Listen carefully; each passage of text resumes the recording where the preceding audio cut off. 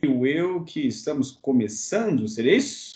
Sim, parece que começou a gravar aqui, apareceu na minha tela. Então, maravilha. Bom, boa noite, como o senhor está? Muito bem, doutor Márcio Roberto Cruz, e por aí? O futuro é ótimo.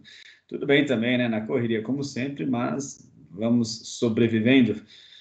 Bora começar então mais um episódio de Contatos Insólitos? Vamos nessa.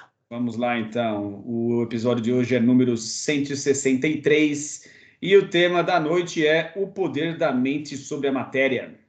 Ah, Bom, esse tema surgiu da seguinte forma: eu estava simplesmente, né, passando ali pelo Reels no Instagram e estava uma entrevista assim do Dr. Dispenza, né? Joe Dispenza.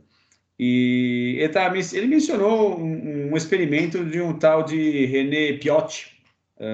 Não sei se essa é a pronúncia correta, que é um francês, eu não entendo nada de francês, mas vou arriscar essa pronúncia aí que fez um experimento muito legal no ano de 1986. Eu nunca tinha ouvido falar desse médico e desse experimento, né? Aí eu falei assim, tá estranho isso, né? Será que existe de fato? Fui atrás e de fato existe sim esse médico e esse experimento, né? Então, aqui no descritivo do vídeo eu vou colocar, né, aqui embaixo o link para quem quiser acessar depois e ver na íntegra o vídeo do experimento em si, né? Porque ele é tão assim, com resultados tão absurdos para o paradigma predominante de nossa sociedade, que se você não ver o vídeo depois, muita gente vai achar que estamos aqui falando sobre coisas absurdas, de uma possibilidade que é fantasiosa, enfim. Então, o vídeo está aí, por favor, assistam, quem quiser, né? Está lá a fonte da história. Mas no que consiste, então, esse experimento, né? Vamos explicar. Esse René Piot, ele era médico e ele estava trabalhando na época no laboratório de biologia animal, lá na França. Eu não lembro agora qual lugar exatamente, não sei se era Paris, mas enfim. E ele estava ele estava recém-familiarizado com a ideia de imprint, que foi uma uma concepção elaborada pelo Lawrence, eu não lembro o primeiro nome dele, mas que ganhou o prêmio Nobel na época. acho que era Conrad Lawrence. Conrad Lawrence, isso, exatamente.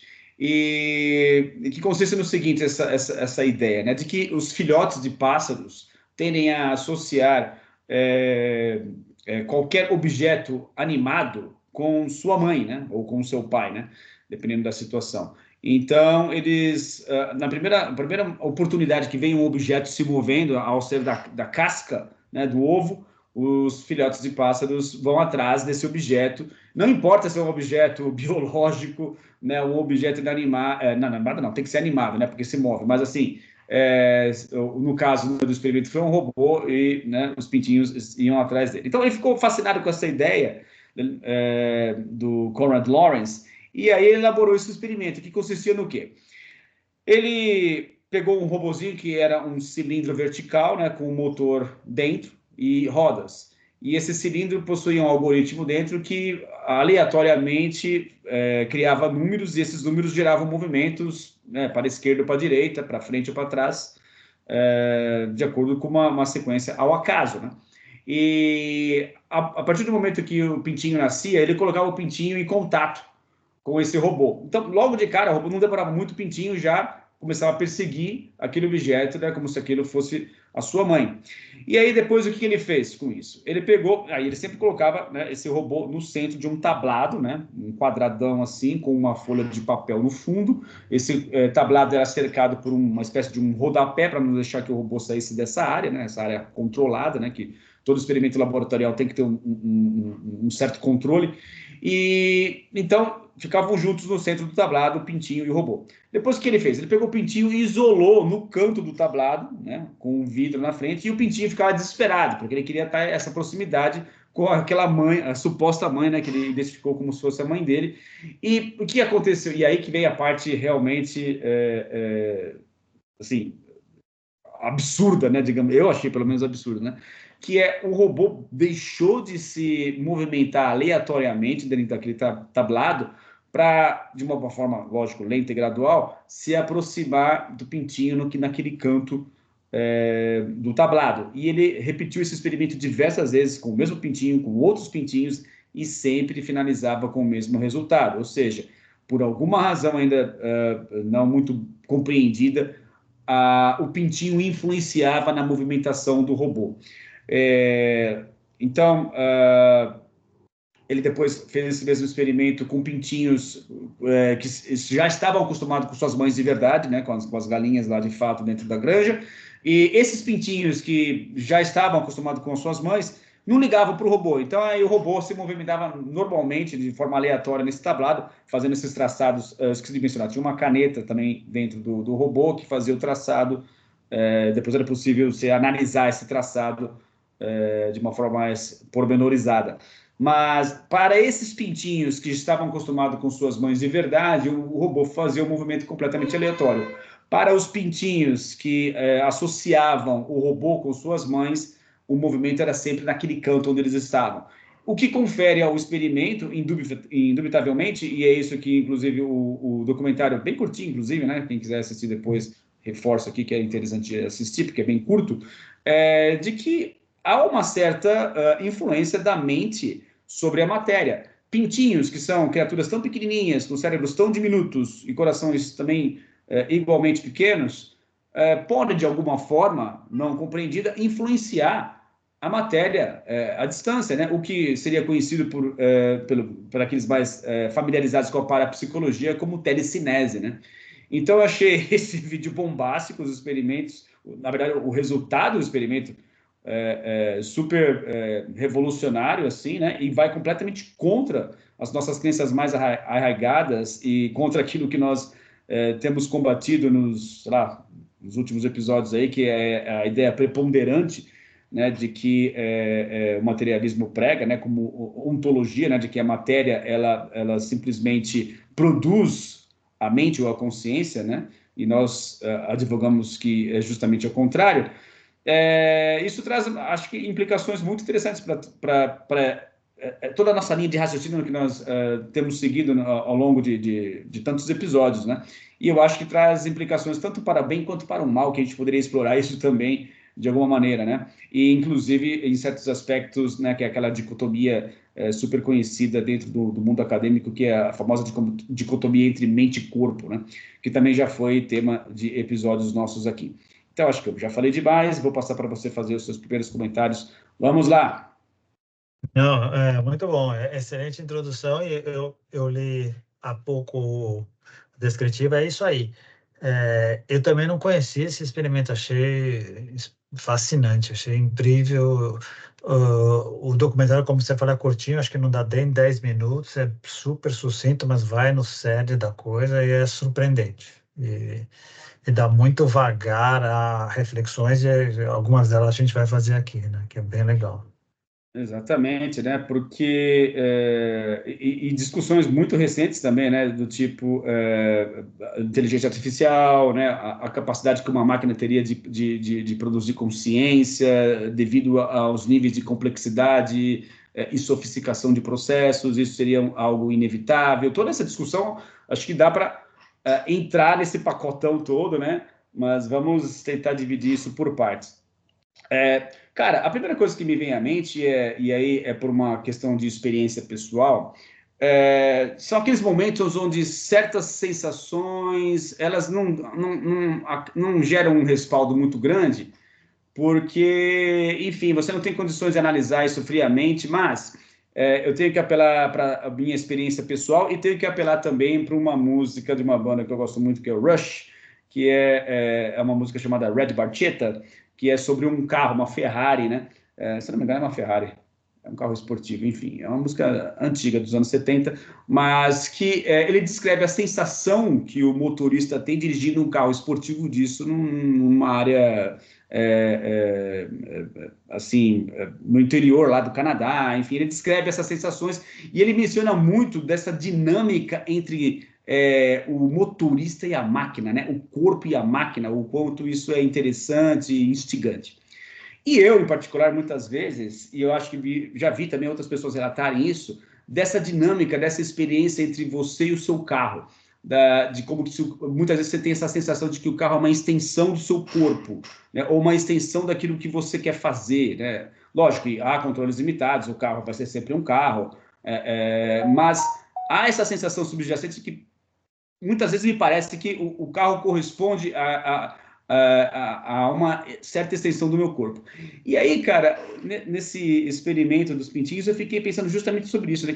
Que tipo de correspondência também a gente não poderia fazer entre nós e as nossas máquinas? Porque, volto a dizer, se um pintinho, que é uma criatura tão pequenininha, tão minúscula, consegue influenciar o movimento de um robô, de que maneira nós também não podemos estar nos relacionando com as nossas máquinas, nossos smartphones, nossos laptops, de forma também a fazer com que eles funcionem de uma forma que ultrapasse a média que seria esperada de um componente eletrônico, tanto para o bem quanto para o mal. Volto a dizer mais uma vez, se você tem uma mente conturbada, se você tem uma mente confusa, talvez isso cause uma certa influência no desempenho da sua máquina. E o contrário também é verdadeiro, né? Então, esse tipo de especulação que eu sei que é bem, cara, é bem especulativo mesmo, mas como aqui em Contatos Insólitos nós não temos esses limites nem esses preconceitos, eu achei interessante dividir isso contigo. Muito bem, e é insólito, então se é insólito vale a pena. Não tinha pensado nisso, achei legal e vou além. Imagine que esse tipo de influência possa ir além da máquina, do funcionamento da máquina, mas até no funcionamento do algoritmo. Quem garante que não? Quem garante que não, né? Mas voltando um pouco, aí vamos começar na parte insólita, né? Segundo o pessoal da teoria integral, da menor partícula que existe, os muons, as partículas que formam os átomos, tal, tudo teria algum nível de consciência. E eles preferem eles preferem usar um termo que o Alfred Whitehead usou em 1930, que ele chama de preensão. Preensão seria o nome dado a uma pré-consciência, mas ainda assim seria a parte interior dessas micropartículas, ou dos átomos, ou das moléculas, ou dos tecidos, ou dos órgãos, até a gente chegar numa criatura que tem um cérebro maior. Por que eu digo isso? Porque a primeira coisa que chama atenção é o tamanho do cérebro do pintinho, e mesmo assim existe um campo. Não se discute que existe um campo formado e uma influência ali. Então, segundo o pessoal da teoria integral, para todo interior, para todo exterior, existe um interior. E esse interior é uma fração consciencial.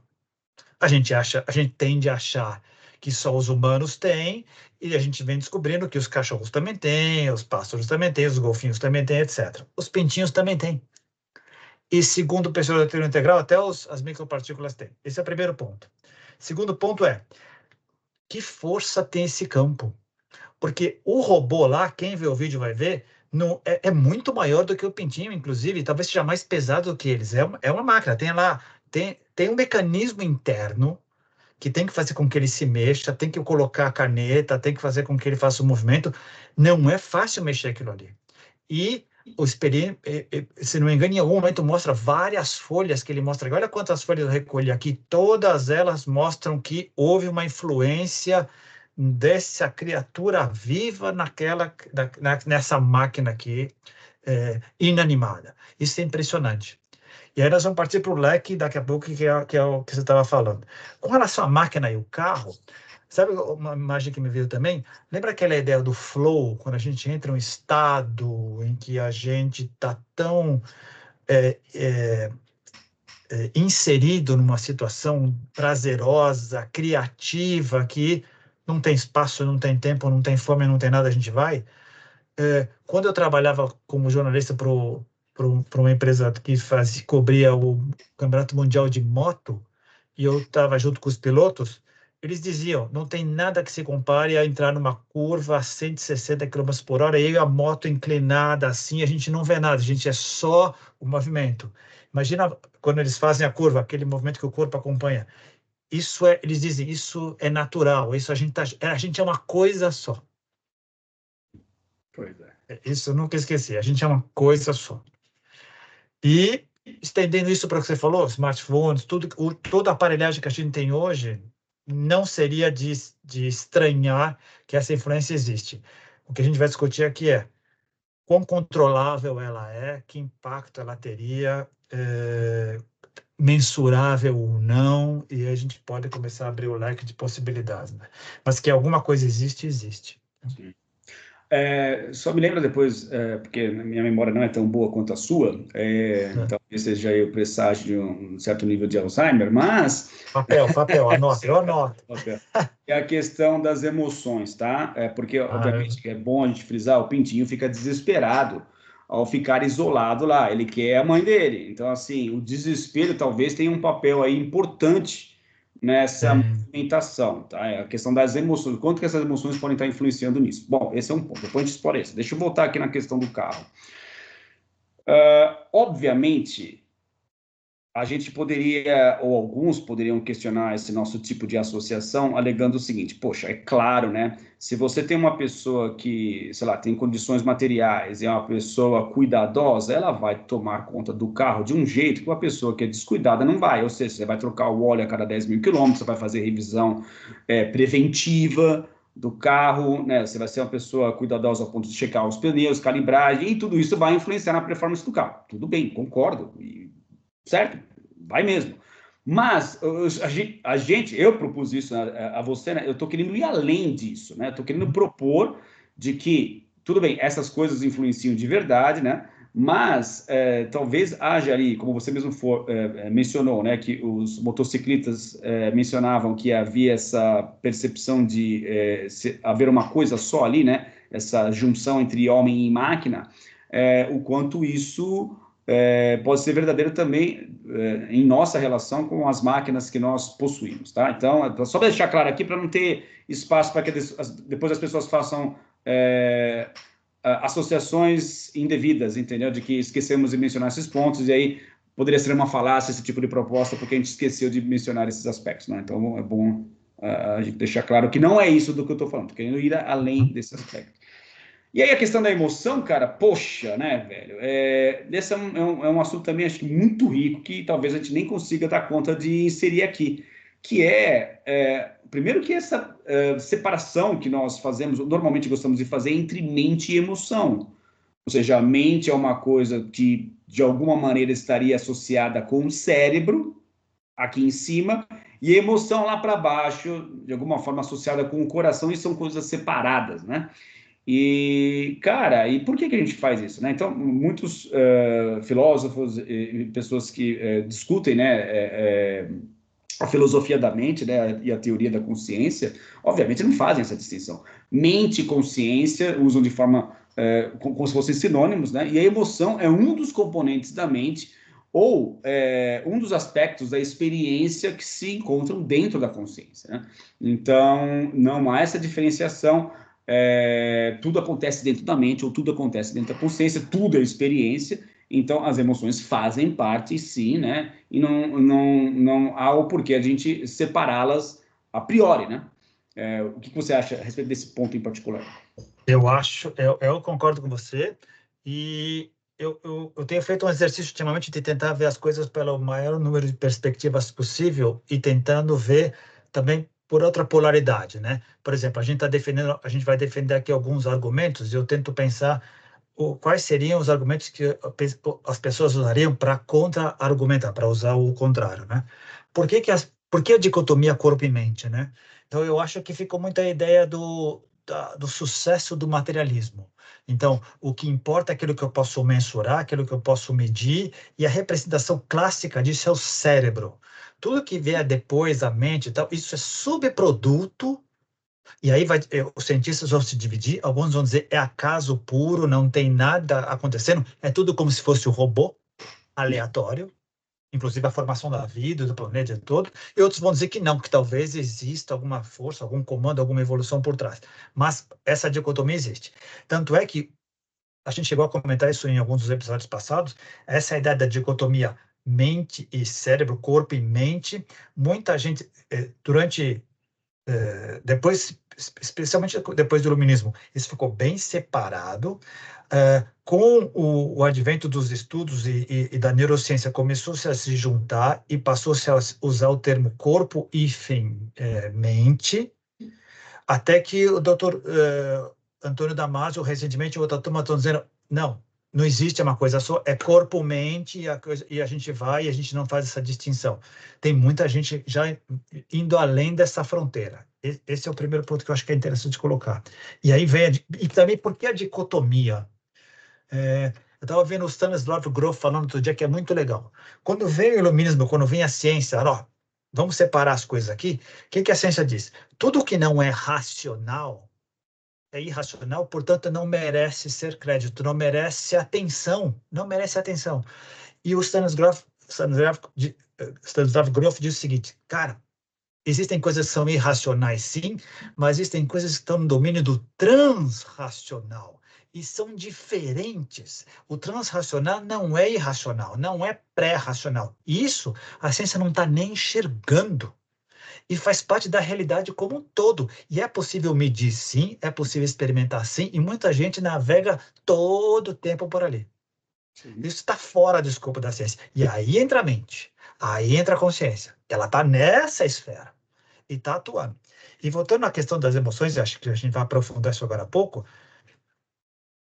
a gente redescobriu com a nova era, dos inúmeros livros e cursos e palestras que apareceram, o processo de somatização, a capacidade de a gente criar no corpo, no soma, problemas, doenças, curas e uma série de outras coisas que teriam uma origem psíquica, mental, consciencial.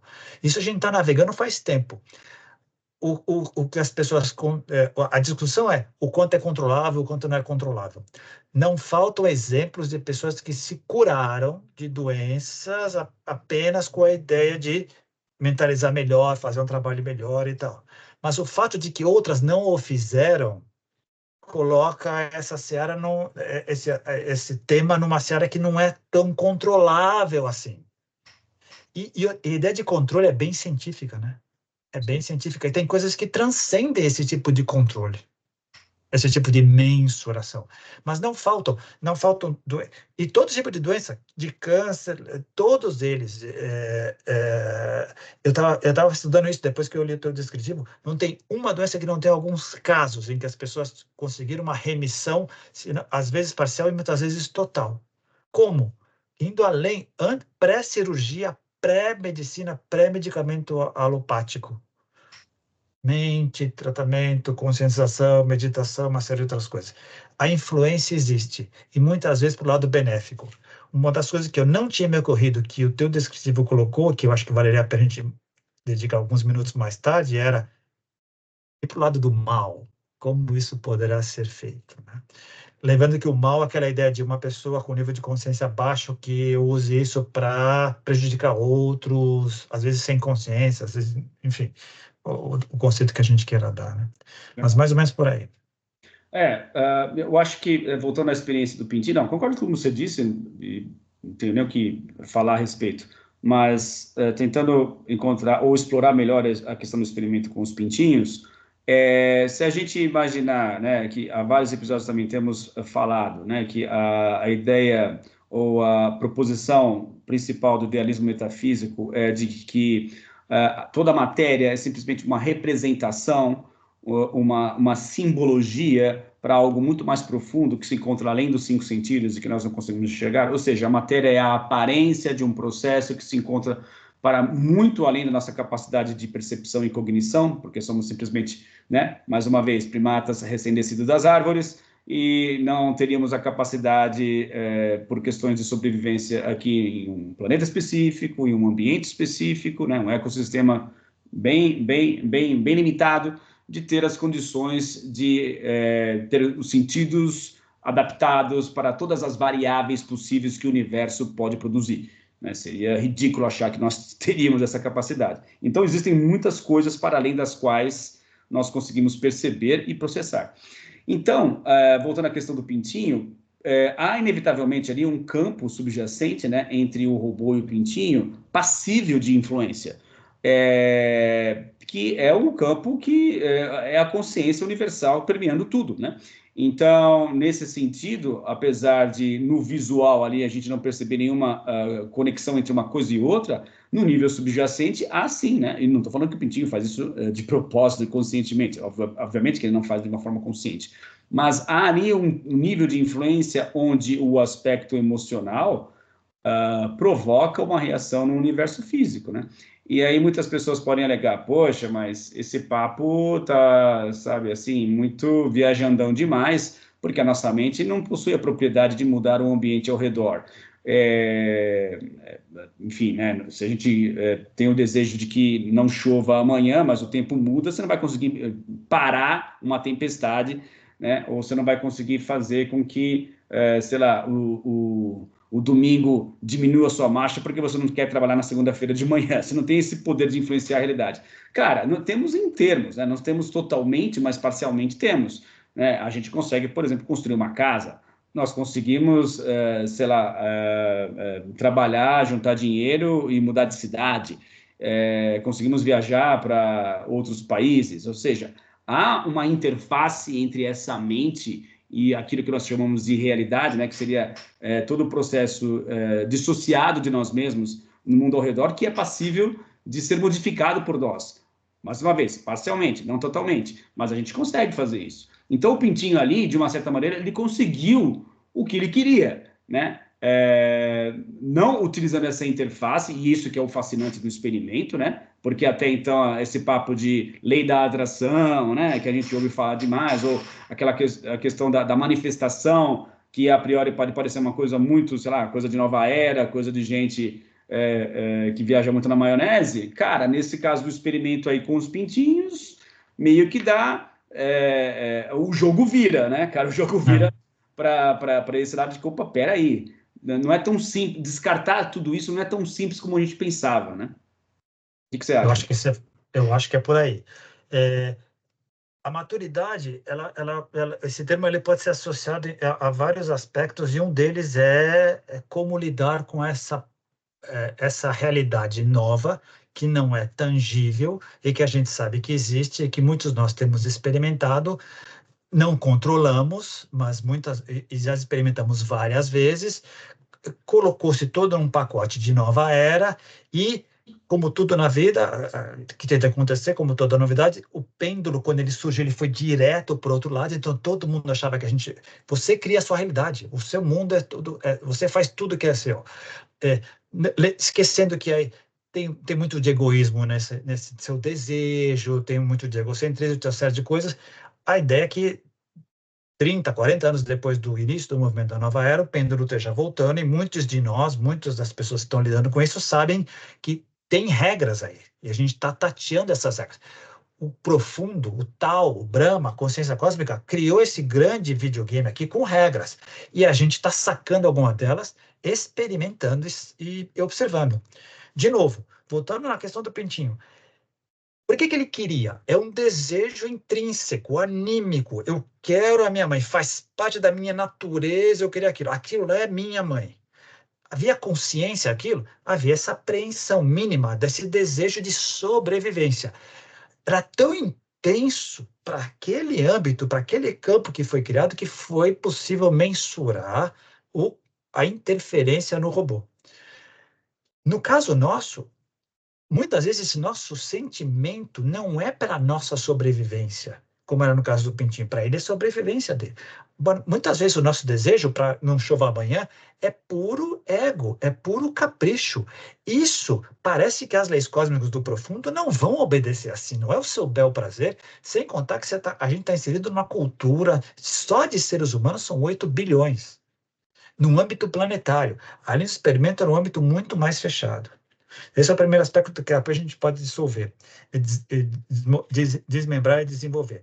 Antes que eu me esqueça, outra coisa que me ocorreu agora, quando você falou da parte da separação corpo e mente, quando o pessoal, parece que uma das razões pelas quais essa separação acabou vingando, quando o pessoal da neurociência começou a abrir os cérebros e ver eles funcionando, e começou a ver eles vivos ali, e começaram a fazer algumas divisões, porque parece que a gente consegue analisar pegando primeiro o macro, voltando para o micro, desmembrando e depois tentando juntar as peças. Então chegamos à conclusão, olha lá, Está lá o complexo reptiliano, que todas as criaturas com cérebro têm. Isso aqui é a parte instintiva. Opa, tem uma parte que alguns seres não têm, que é a parte límbica. Ao límbico nós vamos relacionar emoções. Só emoções só aqui, porque o neocórtex é só a razão. Então, aí já começa essa divisão. A emoção só está no límbico, a razão só está no neocórtex. Então, e muita gente está pensando, legal, é legal a gente ver, essa divisão é clara, se você abrir o cérebro, você vai ver, mas eles devem funcionar numa dinâmica que a gente nem imagina, a gente está tateando aqui.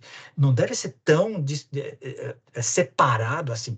Aliás, a separatividade é um pecado clássico que a gente comete desde sempre. Para entender, a gente separa as peças, mas a gente esquece que para juntar um carro só funciona como todas as peças estão juntas, em sintonia, funcionando. Se um parafuso não estiver no lugar ou estiver frouxo, não vai dar certo. Isso vale para tudo. Exato. Inclusive para as criaturas vivas. Exato. Parece que a gente tem esse vício, ou essa estratégia de entendimento da realidade. Deixa eu desmembrar e depois eu consigo entender. Legal, mas depois a gente tem que lembrar que tem que integrar de novo.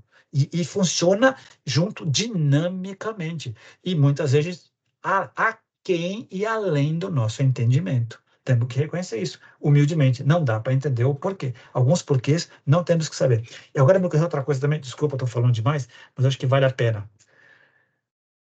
Nas grandes tradições espirituais e tal, geralmente se colocou, quando a gente fala da grande cadeia do ser, a matéria como a parte mais rústica, a mais baixa, a de menor nível de consciência, né? Então matéria, ser inanimado, vida, corpo, mente, alma, espírito, é a mais rústica. Para ter outras que tem 12 divisões. Segundo o pessoal da teoria integral, e no último livro do Ken Wilber, lançado há um mês, que eu vou te dar de presente, porque eu sei que você não vai comprar, mas eu vou te dar. Aí eu gostei. Olha a sacada do cara. Talvez a matéria ou o corpo não seja o nível mais baixo da consciência, mas seja o nível exterior da consciência. Em que palavras? Lembra quando o pessoal falava dos 7 corpos? O que eram esses 7 corpos? Corpo físico, corpo etérico, corpo búdico, corpo... Seria essa estrutura exterior que vem junto com a estrutura interior consciencial, que é cada vez mais ampla. E, segundo o pessoal da teoria integral acredita, e a experiência mostra que é assim, todo exterior tem um interior. Então, olha que sacada boa. Todo o nível de consciência maior vai ter correspondentemente um corpo, uma matéria, um nível material externo. Não é o nível mais baixo, é o nível externo dele, que alguns conseguem captar, que alguns conseguem medir, observar. Exato. Pá! Boa sacada, né? Boa sacada. Ótimo. E totalmente compatível com o idealismo metafísico, aquilo que o Bernardo Kessler menciona o tempo todo, que é a diferença entre essência e aparência. A aparência é a parte externa, ou seja, é a parte acessível através dos nossos sentidos, né, de um mecanismo dissociado da grande mente universal, que é a biologia, são os seres vivos, né? Então, o corpo é simplesmente a parte mensurável que você consegue acessar, né? Mais uma vez, né, utilizando aquelas metáforas que não é novidade aqui também nesse canal. Se você me vê chorando, né, por associação, você vai presumir que eu estou triste, né? Só que a lágrima no meu rosto, ela não é a tristeza.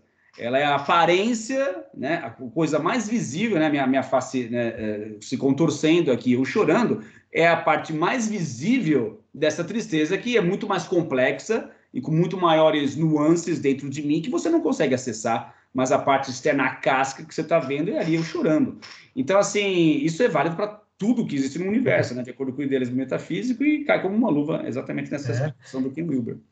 É uma parte exterior que tem uma correspondência interior. E vai e volta o tempo inteiro. Vai e volta o tempo inteiro. Muito legal isso daí. Muito sacado. Gostei da parte do presente aí. Aguarde. Vou ficar no aguarde. Mas, cara, ó, passamos aí dos 30 minutos. Vamos tentar, então, explorar a questão... porque, assim, tudo bem, né? O Pintinho estava lá em desespero, né? São um experimento simplificado, não do ponto de vista da perspicácia do do doutor lá francês que propôs. Não, simplificado no sentido que é uma mente simplificada, é uma situação simplificada, existem situações muito mais sofisticadas e complexas envolvendo seres humanos, por exemplo.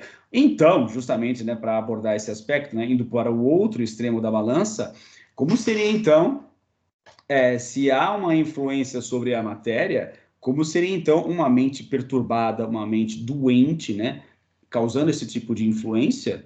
E, obviamente, né, o mal existe, porque, em que planeta, se alguém duvida disso, em que planeta você tem vivido nos últimos anos, você ainda não percebeu isso, né?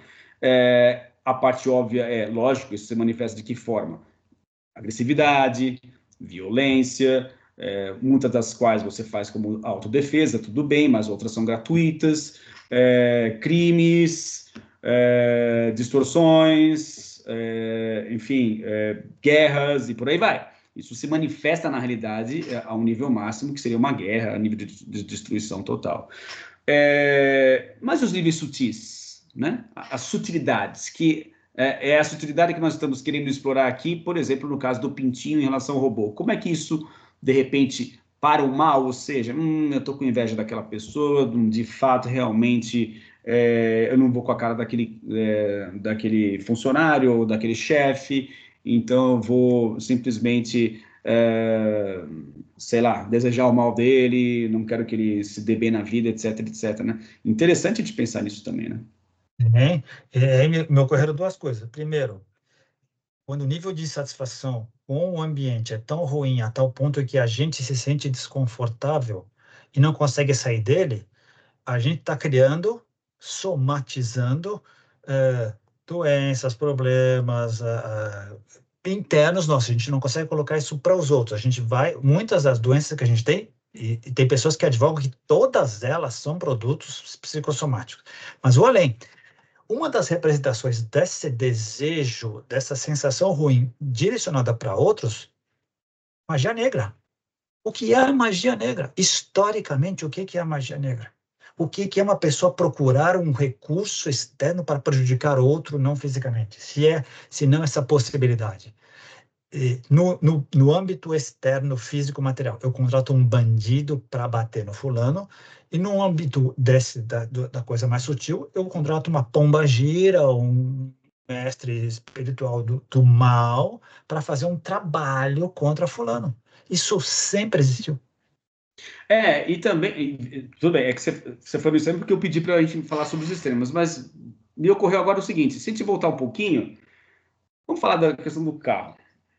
Que eu acho que já aconteceu isso comigo algumas vezes, mas eu nunca parei para pensar, para refletir, e agora, por esse viés, eu posso começar a pensar a respeito. Às vezes acontece daquele dia ruim, né? Já reparou? Onde tudo dá errado. Você acordou tropeçando, parece que uma coisa vai puxando a outra. Até que ponto isso não é um efeito do pintinho inverso? Ou seja, você já acordou ali, cara, com uma predisposição a que tudo fosse dado errado, tudo acontecesse errado a partir de então, como um efeito cascata, né? Pode E aí, sei ser. lá, de repente fura o pneu do seu carro, porque, né, aquela questão da influência entre você e a máquina, ela está correspondendo com o carro. Aí, sei lá, você tem que sair a pé para ir no seu trabalho, chega lá, você chega atrasado, seu chefe fala mal de você, aí você briga com o seu chefe e vai desencadeando um processo em cascata, que também não poderia ser associado com essa questão do Pode, tinha. pode. Aí a gente começa a fazer a brincadeira que eu gosto, que é ver por várias perspectivas. Essa tem que ser, legítima. Outra, se a gente está se você está num bom caminho, se você é uma pessoa que está no processo de desenvolvimento e você, por alguma razão, está pegando alguma trilha, muita gente dirá: olha, é o universo está te dando dicas para você não continuar seguindo. E você não aprende na primeira, aprende na segunda, ele vai te minando até você chegar lá. É uma outra leitura legítima, também nesse espectro do consciencial. Porque, na verdade, fora a consciência cósmica, fora o profundo, que é não dual, todo o resto é dual.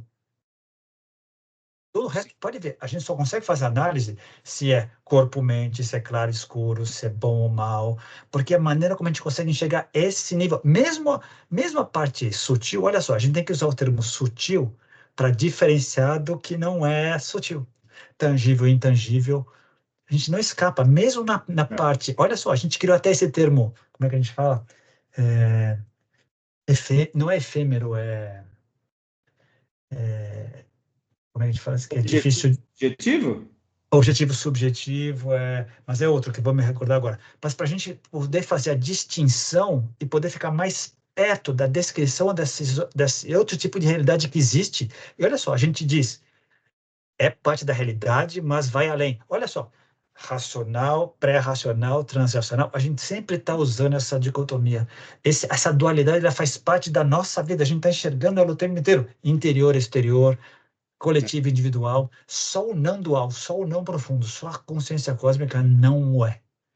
Mas a própria linguagem já é dualista, né? É? Por exemplo, quando você fala que tem que haver um sujeito e um objeto na frase, um verbo, né, que é o comportamento do sujeito, e um objeto, que já está a separação ali. Então, a própria linguagem nos obriga a se utilizar dessa dualidade, cara. Não tem jeito. E ela surgiu para nos ajudar a explicar essa realidade que a gente estava vivendo. Ela é produto da nossa cultura. E não é ruim. Quando a gente está fazendo esse tipo de exercício agora, a gente está sacando, olha só como onde a gente chegou e como a gente chegou. E como ao mesmo tempo nos permite olhar a realidade de uma maneira, e como ao mesmo tempo nos limita. O que a gente tem que fazer é, não vamos permitir que isso nos limite. Vamos tentar ver por outras perspectivas, por outras maneiras. O que a gente está fazendo aqui é ampliando o leque.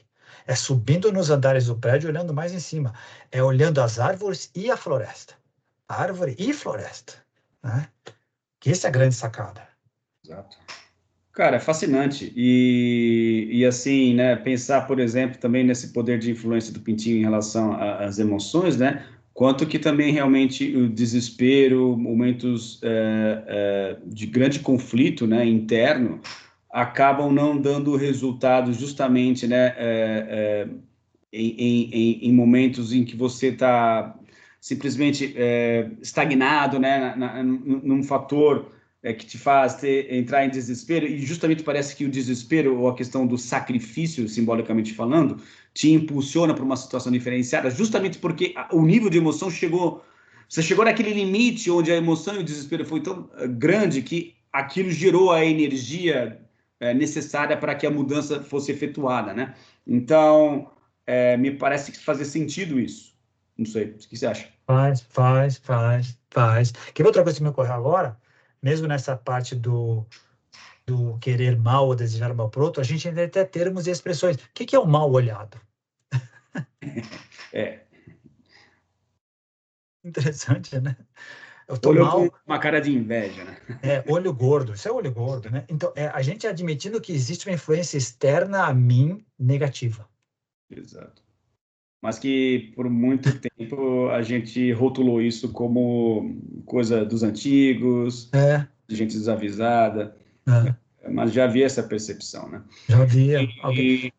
E me ocorreu também, voltando à questão da separatividade, né, e da dicotomia entre corpo e mente, e também pegando carona na questão da linguagem, muitas vezes, cara, a gente subdivide, como você mesmo mencionou, né, a gente reduz como uma forma de entender, né, e aí você disse com muita assertividade que é preciso reintegrar, mas é também uma coisa muito nominal, né, ou seja, a gente dá nomes para coisas que a gente destrinchou, mas destrinchou em forma de entender, mas não há um limite muito claro entre uma coisa e outra. Então, por exemplo, ali o Pintinho com o seu desespero, a sua influência no campo, e esse campo influenciando o movimento de um objeto que para nós visualmente é completamente separado do Pintinho, e não só separado do Pintinho, né? Em classes completamente diferentes. Tem uma criatura biológica e um objeto mecânico, né, que a priori não possuem relação nenhuma, tendo uma relação no meio do caminho demonstrada pelo experimento, cara. Para mim é fascinante, né? Fascinante. Isso é muito legal. Para o humano, a gente só existe como humanos numa relação. Né? O que esse experimento está demonstrando é, olha, vai além do humano. A relação, criaturas vivas tendem a se expressar sua existência nisso, inclusive com objetos inanimados, que é esse caso aí. É impressionante a coisa. E vamos além. Você falou das máquinas, a gente pode tentar expandir isso. A ideia do campo é muito fascinante. Alguns são mensuráveis, campo eletromagnético, dá para saber exatamente até quando o ímã está atraindo e quando ele não está mais atraindo, dá para a gente medir e tal. Mas a gente sente, mesmo, de novo, olha a nossa linguajar. Quantas vezes a gente entra no lugar e fala, tá pesado aqui, esse ambiente tá pesado. Algumas pessoas, às vezes, várias pessoas sentem a mesma coisa. Né? Exato. Como você mede isso? Que aparece pesadômetro? Ninguém tem isso, mas às vezes é claro, é nítido, chega a ser palpável. É ou não é? E o contrário também. Como tá gostoso, que ambiente legal, que harmonia, né? Não sei dizer. A gente costuma dizer, não sei explicar, mas eu me sinto à vontade. Mesmo no relacionamento, eu gostei do fulano quando cheguei. Ou senti uma adversidade mal chegando perto. Isso existe. É o campo. São campos o tempo inteiro se relacionando. O tempo inteiro. Vamos lá, essa cara eu gosto. É que assim, eu me lembrei que há muito tempo atrás, você, ainda dentro da Missão Rama, ainda como instrutor, você chegou a passar alguns exercícios para a gente fazer. Eu não lembro se tinha algum de telecinese, mas lembro que tinha dermóptica, tinha. Hidromóptica, hidromóptica. Eu não, acho que telecinese a gente não chegou a fazer, não, né? Não, Mas, não. enfim, eu devo ter lido em alguma coisa, não sei se o Monroe, ele menciona alguma coisa nos seus livros, que a gente lê tanta coisa, né, cara? A gente não, eu, por exemplo, não consigo gravar a origem das coisas. Mas, essa questão, por exemplo, dos experimentos em laboratório com pessoas ditas paranormais, onde você percebe que há ali, sim, realmente uma influência que ultrapassa a média que o acaso seria capaz de produzir, o qual eu não me lembro de ter visto, ou, sei lá, de repente aconteceu e eu não estou lembrando, de as pessoas que são paranormais envolverem a emoção nessa capacidade de influenciar. Né? Então, sei lá, naquele jogo das cartas, para você adivinhar, né, qual carta que é, até que ponto a pessoa se utiliza da emoção como uma estratégia para que ela consiga acertar mais, entendeu? Porque e faria sentido, por quê? Onde eu quero chegar com isso? Porque me ocorreu agora e eu vou desenvolver esse raciocínio agora, cara. É sempre assim, Legal. eu improviso. Se a gente fica só no racional, por exemplo, aqui, vamos fazer um teste. Eu tenho aqui, sei lá, o robô e eu vou aqui na minha frente aqui olhar para ele e falar assim, vai, se move para a direita, se move para a direita, se move para a direita. É completamente racional, cara. Eu não estou colocando nenhuma emoção nisso, né? E é engraçado porque se você objetiva estudar as coisas cientificamente, a primeira coisa que vem à mente é vamos buscar uma neutralidade. Então você não vai envolver emoção nisso. Você vai tentar simplesmente, né, com a sua poder mental. E aí quando você fala poder mental, o que vem na cabeça? Raciocínio. Exato. Como é que o raciocínio poderia ter algum tipo de influência, sendo que ele é apenas um aspecto da consciência, né? Um aspecto em particular muito estreito da mente, sendo que a mente envolve todo um espectro de intuição, de emoção, e isso é justamente isolado para que o experimento seja considerado como científico, e aí a coisa não vai funcionar. Então eu não lembro se nesses experimentos que o Morrow menciona, ou se você deve ter ouvido falar em algum outro lugar, que fazia parte daquelas pessoas consideradas como paranormais, o componente da emoção nos seus processos de adivinhação. Eu me lembro, especificamente na questão do baralho Zener, de que aqueles que estavam acima da média, eles não mencionavam especificamente a palavra emoção, mas eles mencionavam os estados em que estavam. Se estavam mais relaxados ou menos relaxados, mais tranquilos ou menos tranquilos. Que isso indiretamente, de novo, é um aspecto externo de uma condição interna, né? Alguns deles, eu estou fazendo isso porque eu gosto, porque eu acredito. Outros, eu estou fazendo isso porque eu sou forçado, porque eu estou sendo testado. Quantas vezes a gente consegue desenvolver uma determinada tarefa que é difícil ou complicada e a gente consegue fazer facilmente porque tem prazer e não tem o mesmo desempenho quando a gente está sendo testado ou supervisionado? Exato. Está embutido uma emoção ali que às vezes não está explícita. Como você está querendo encaixotar o experimento, né, sei lá, o fenômeno dentro de um parâmetro que seja mensurável pela ciência, é óbvio que vai perder o seu poder original, porque não tem como você colocar um elefante dentro de uma caixa de fósforo, né, cara? Exato, exato. E mesmo a gente, com- quando a gente passa por uma experiência extraordinária em qualquer nível, o que a gente gostaria de que acontecesse é reproduzi-la outra vez. E raramente a gente consegue, porque é muito difícil reproduzir exatamente a mesma coisa. Não seremos mais a mesma pessoa, serão outras circunstâncias. A gente tenta ir no mesmo lugar, no mesmo horário, a gente tenta fazer a mesma coisa, mas a gente não é a mesma pessoa. As circunstâncias são diferentes. A gente pode até aproximar, mas nunca é.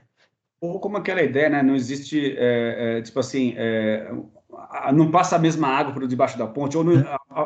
a onda perfeita já foi, você perdeu. Ou seja, Exato. essa onda não vai se repetir. Então, o surfista, assim, se ele conseguiu surfar naquela onda, beleza, mas não tem como ela ser repetida em um outro momento.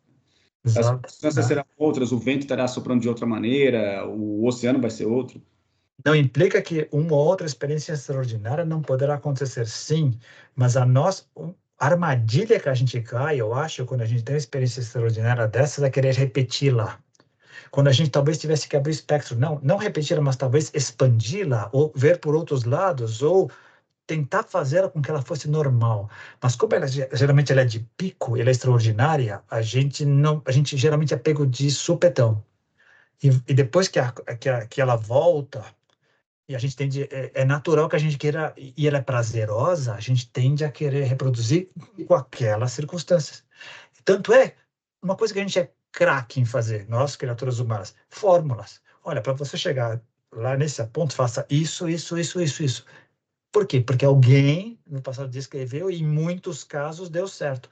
Em coisas inanimadas básicas, funciona. Se todos usarem os mesmos ingredientes e usarem os mesmos procedimentos para a receita de um bolo, tenderão a fazer o mesmo bolo. Tenderão. Mas nada garante que será exatamente o gosto. Ó, pode ter uma ou outra coisinha ali. Mas em aspectos que não são tangíveis, não dá para fazer assim. Tá? Isso é o que deixa os cientistas com C minúsculo malucos, porque eles querem essa obsessão pelo controle. E como pessoas como nós e a nossa audiência já percebeu que o grande barato, usando a tua metáfora, é surfar nessa parte que é transracional, porque ela existe, faz parte da realidade, e é um oceano de possibilidades de aprendizado e acesso a nosso eu. Assim, cara, voltando à questão do pintinho lá, vamos lá, do pintinho com o robô. O que me ocorre é que esse experimento também me passa a ideia de que, cara, de que outra forma o pintinho poderia influenciar aquela máquina se não tivessem duas condições. Primeira, o universo é mental, ou seja, é um campo subjacente a tudo aquilo que existe, porque a única forma de ele chegar no robô seria justamente por essa via subjacente, porque a via objetiva não permitiria isso, certo? Então tem que haver um campo por trás, ou seja, aquilo que você mencionou, né, da aparência externa ser o espelho de um processo interno, né? Mesmo o robô teria isso, né? Através do qual o pintinho, por um processo, lógico, estou completamente inconsciente, mas ele tendo acesso à mente subjacente ao pintinho e à máquina serem compatíveis em algum nível enraizado nessa inconsciência de ambos, né? E aí, tomar cuidado, né? Porque não estou falando que o robô ele é consciente, tá? Estou falando em consciência no nível de que não há ali um processo, tanto no pintinho quanto no robô, de metacognição, tá? Não existe Exato. isso. Mas há uma mente ali que é essa conexão pelo campo, onde, cara, você vai ter a segunda condição, né, que é a primeira, que o universo é mental, e de que, cara, sendo o universo mental, há algum nível, ainda que de difícil acesso, onde essas coisas se conversam. Exato.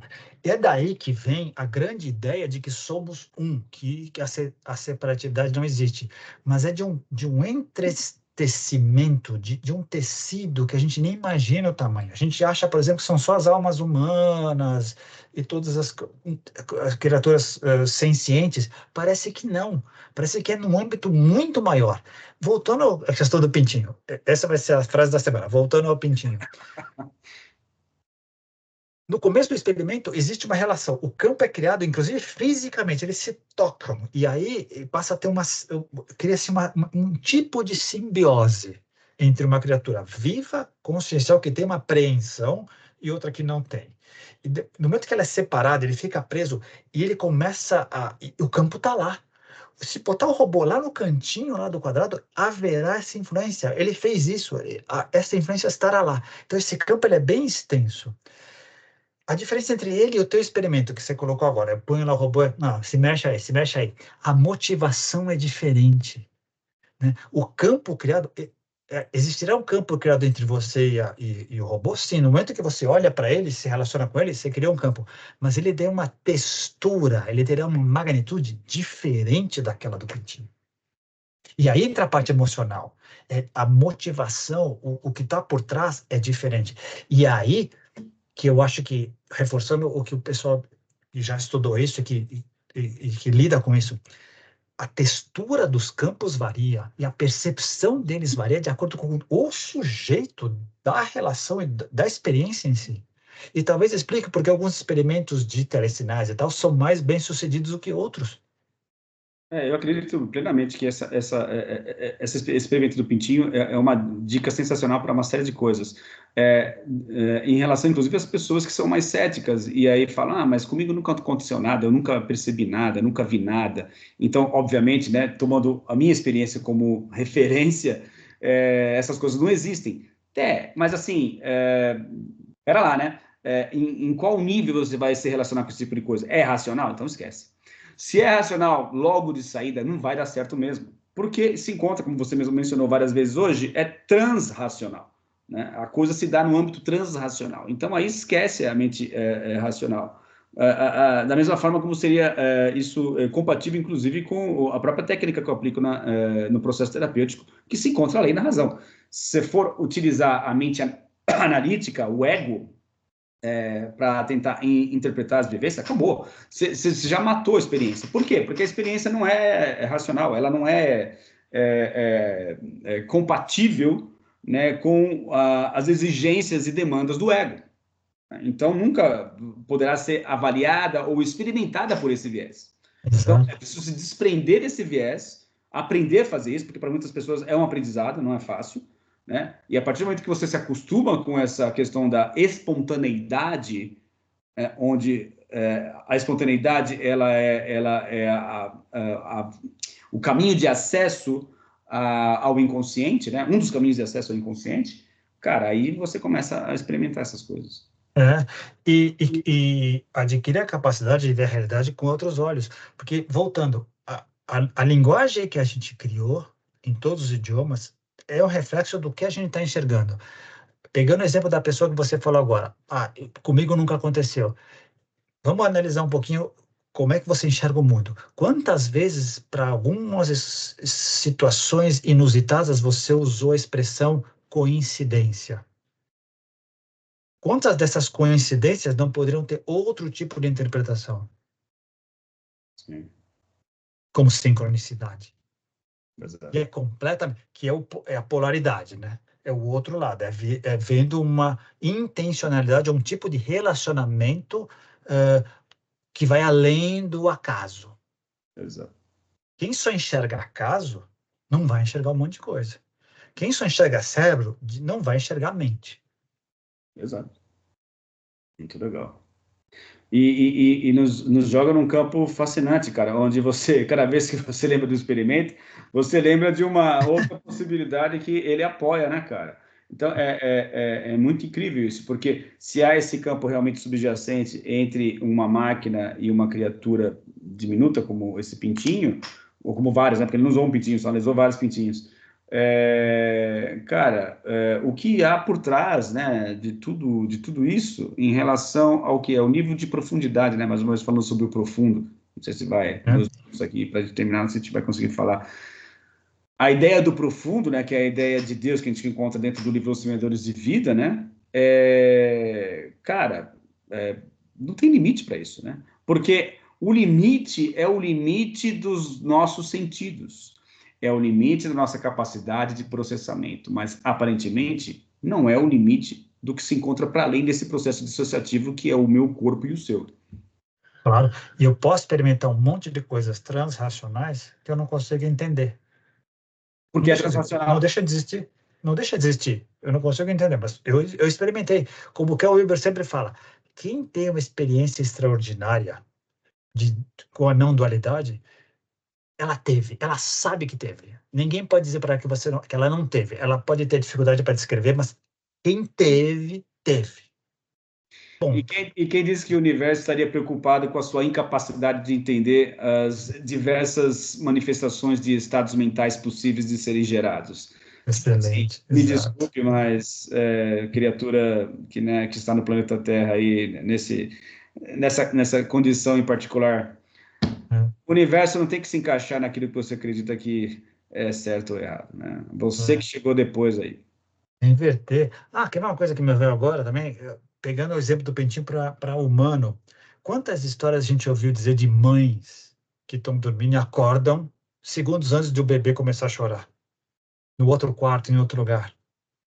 Tem campo aí. Tem campo atuando o tempo inteiro.